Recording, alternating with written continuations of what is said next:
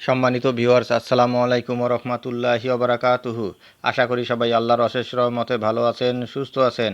এই চ্যানেলে আরেকটি নতুন গুরুত্বপূর্ণ ভিডিওতে আপনাদের সবাইকে স্বাগতম।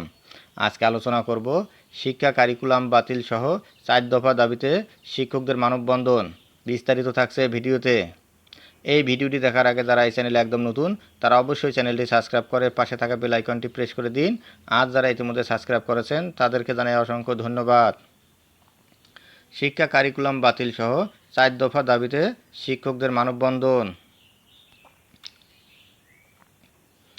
গণহত্যার দায়ে শেখ হাসিনার বিচার, বিতর্কিত শিক্ষা কারিকুলাম বাতিল, শিক্ষা ব্যবস্থা জাতীয়করণ ও শিক্ষার সুষ্ঠু পরিবেশ ফিরিয়ে আনার দাবিতে ঝিনাইদহে মানববন্ধন কর্মসূচি পালিত হয়েছে।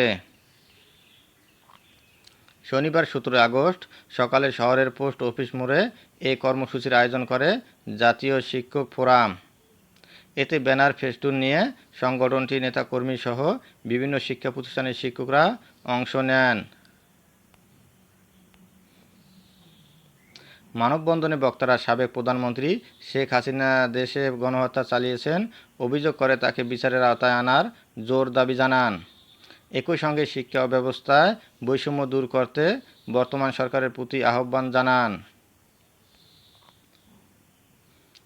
ঘণ্টাব্যাপী চলা এই কর্মসূচিতে জাতীয় শিক্ষক ফোরামের কুষ্টিয়া অঞ্চলের সাংগঠনিক সম্পাদক মাওলানা শিহাবুদ্দিন, ইসলামী যুব আন্দোলন খুলনা বিভাগীয় সাংগঠনিক সম্পাদক মুফতি আহমদ আব্দুল জলিল, জেলা শাখার সভাপতি ডাক্তার এইচ.এম.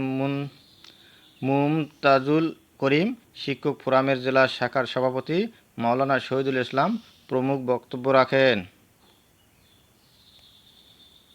ধন্যবাদ জানিয়ে বিদায় নেওয়ার আগে আবার অনুরোধ জানাই, যদি ভিডিওটি ভালো লাগে এবং সর্বশেষ শিক্ষামূলক আপডেট ভিডিও পেতে চান তাহলে অবশ্যই চ্যানেলটি সাবস্ক্রাইব করুন। ধন্যবাদ সবাইকে।